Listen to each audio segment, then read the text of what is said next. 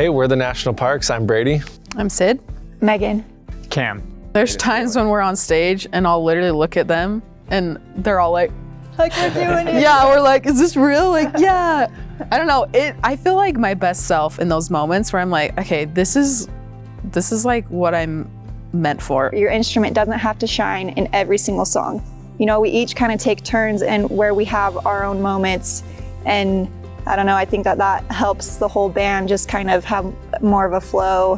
When we're in the studio, it is collaborative, and if you have an idea that you're really set on, but everybody else is against it, you have to be humble enough to accept that maybe I'm not right. Yeah, maybe I'm not right, and it's not about me. It's about, The sound. The sound. It's about the song and the best outcome we can get with the sound. Me and Megan are married, and so she's usually the first person I show a song to when I write it. And there's a lot of times where she's like, I don't like that. She's pretty harsh. I can't. But hearing the feedback right in the early stages can be really beneficial to not settle. If someone's critiquing, it's not anything to do with you. It's about the team and about the bigger picture. One phrase I always think of in those situations is, it's not who's right, but what's right. Each of us have a very specific role in the band, and they're each just as important as the other, and there's not anyone that's more important. Like, even though Brady's the songwriter doesn't mean that I'm not as important. He wouldn't sound as good if we weren't helping him out, and I think that helps too, to just know that, hey, I'm not the best songwriter, but also I'm good at this specific role, and we kind of just work together that way. It's like a team. Yeah, perfect. Like a team. Just like that.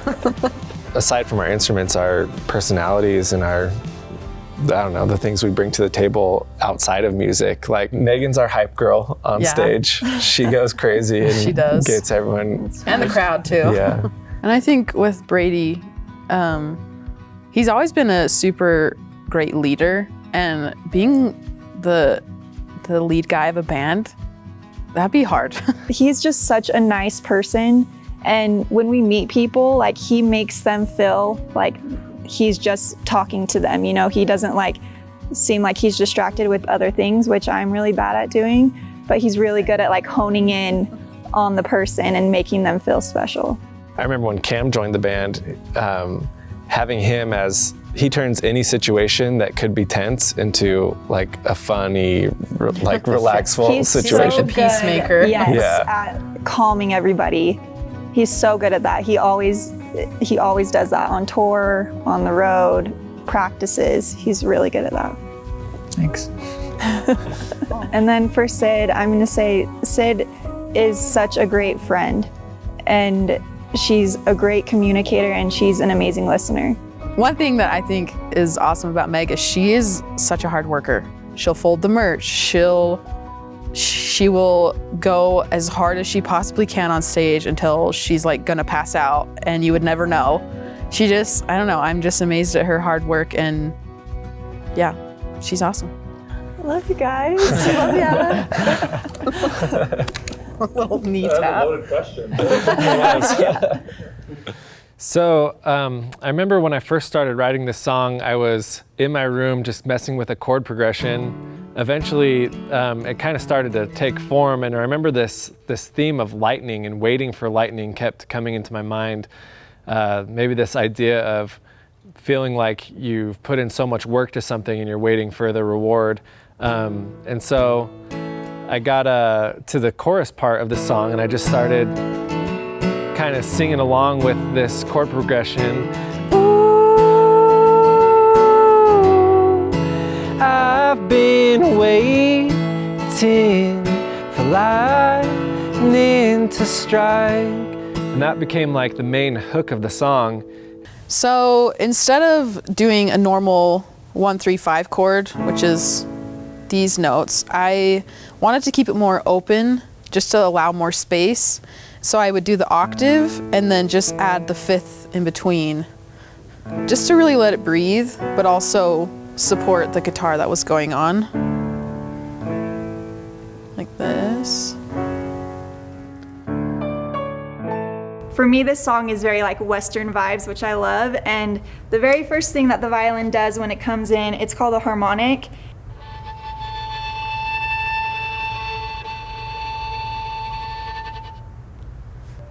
And then I have this little slidey thing that I do, which kind of is along the same lines as like the Western vibes. So.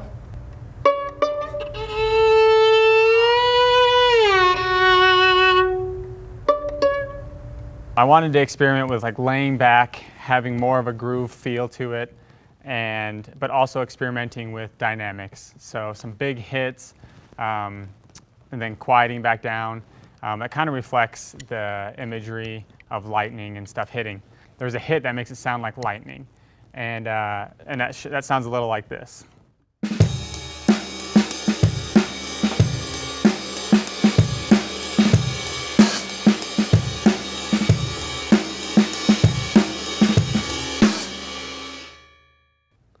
All right, so let's hear it all together with the four of us.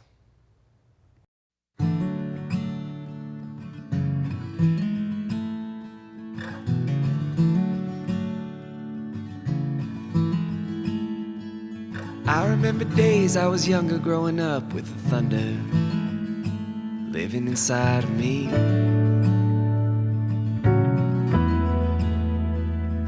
I ran fast like a river, fell hard like timber, hoping that I would see everything. But I can be the one to hold on, I just need to know for how long. I've been waiting for lightning to strike.